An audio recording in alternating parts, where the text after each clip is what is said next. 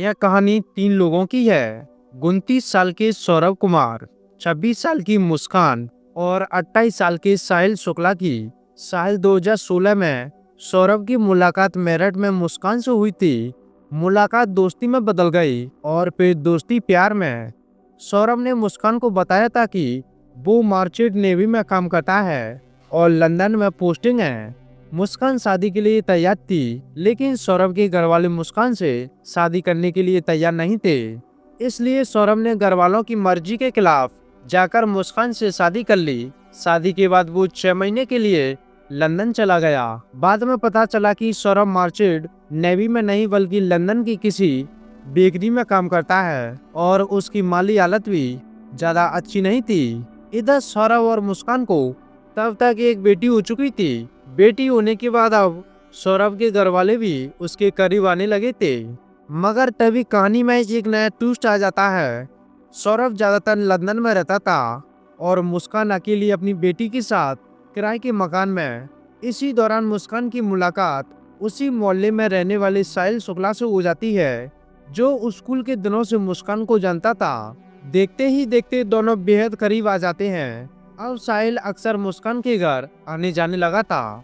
यहाँ तक कि दोनों घर में शराब भी पीते थे और नशा भी करते थे। इत्तेफाक से मकान मालिक को उन दोनों के अवैध संबंधों का पता चल जाता है। साहिल शुक्ला अंधविश्वास था। उसकी मां नहीं थी, मगर उसने अपनी मां के नाम पर स्नैपचैट पर एक अकाउंट खोल रखा था। उसे लगता था कि उसकी मुर्दा मां उससे बात करती है। यह बात मुस्कान को भी पता थी। मुस्कान ने अपने भाई के मोबाइल नंबर पर एक अकाउंट खोला। उसी नंबर के जरिए वो साहिल को उसकी मां बनकर मैसेज करती थी, मुस्कान अच्छी लड़की है, तू उसके साथ खुश रहेगा। इस वजह से साहिल मुस्कान से और ज्यादा प्यार करने लगा था। शायद माँ वाली बात और अंधविश्वास का ही असर था कि अब वो मुस्कान से शादी करना चाहता था। साल 2021 में जब सौरभ लंदन से मेरठ आया था, तब मकान मालिक ने मुस्कान और साहिल का सच बता दिया था। इसी बीच दोनों के चैट पर भी सौरभ की नजर पड़ी थी। फिर सौरभ और मुस्कान में झगड़ा हो गया। बात तलाक तक पहुंच चुकी थी। सौरभ मुस्कान को अब तलाक देना चाहता था। इन्हीं झगड़ों के बीच 2023 में सौरभ फिर से लंदन चला गया। अब मुस्कान और साहिल आजाद थे। फिर पूरे 2 साल बाद फरवरी 2025 में यह आजादी खत्म होने वाली थी, क्योंकि सौरभ 24 फरवरी को लंदन से 2 साल बाद मेरठ अपने घर लौट रहा था। 25 फरवरी को मुस्कान की बेटी का बर्थडे था।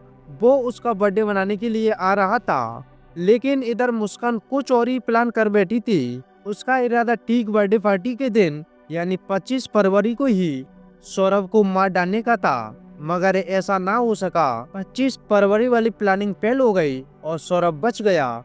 मगर मुस्कान और साहिल अगली प्लानिंग में जुट गए थे।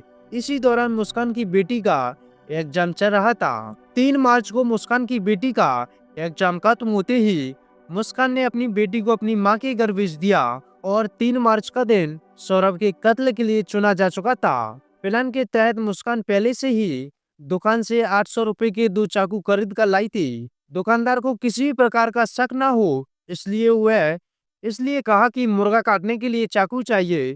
फिर 3 मार्च की रात आई। इस बार शराब की जगह मुस्कान ने सौरभ का मन पसंदीदा खाना बनाया और उसी में बेहोशी की दवा मिला दी गई। जब सौरभ बेहोश हो गया, तब देर रात मुस्कान ने साहिल को फोन करके अपने घर बुला लिया। इसके बाद पहले मुस्कान ने सौरभ के सीने पर तेजधार हथियार से वार किया, क्योंकि साहिल चाहता था कि सौरभ के सीने पर पहला बार उसकी पत्नी मुस्कान ही करे। फिर साहिल चाकू लेकर सौरभ पर टूट पड़ा। सौरभ पूरी ताकत से लड़ने की कोशिश कर रहा था, लेकिन वो हार गया था। मुस्कान उसकी मौत का तमाशा देखती रही। कुछ ही मिनटों में सौरभ की सांसें थम चुकी थीं। कत्ल के बाद अब लाश को ठिकाने लगाने की बारी थी, तो उनकी प्लानिंग भी पहले से हो चुकी थी। इसके बाद साहिल और मुस्कान ने मिलकर एक प्लास्टिक का बड़ा ड्रम खरीदा था। फिर उन दोनों ने बाथरूम में सौरभ की लाश के टुकड़े किए, उन्हें एक बोरे में भरा और उस बोरे को बड़े ड्रम में डाल दिया। फिर उस ड्रम को सीमेंट का घोल डालकर भर दिया, यानी वो ड्रम सौरभ की ठोस कब्र बन चुका था। इसके बाद वो दोनों साहिल के घर जाकर आराम से सो गए। फिर 4 मार्च की सुबह हुई। लाश वाला ड्रम कमरे में रखकर अब मुस्कान साहिल के साथ हिमाचल की वादियों में घूमने जा रही थी। 4 मार्च की शाम को ही दोनों एक कैब बुक करते हैं और शिमला, मनाली और कसौल घूमने चले जाते हैं। कत्ल के बाद सौरभ का फोन भी मुस्कान के पास था। वो सौरभ के फोन से ही उसके भाई बहन को मैसेज करती या मैसेज का रिप्लाई देती थी ताकि सभी को यही लगे कि मैसेज सौरभ भेज रहा है। मुस्कान सौरभ का कत्ल तो करना चाहती थी पर वो साहिल से शादी करना नहीं चाहती थी और साहिल यह सब कुछ सिर्फ मुस्कान से शादी करने के लिए कर रहा था। यानी कहानी का क्लाइमैक्स शायद कुछ और भी हो सकता है।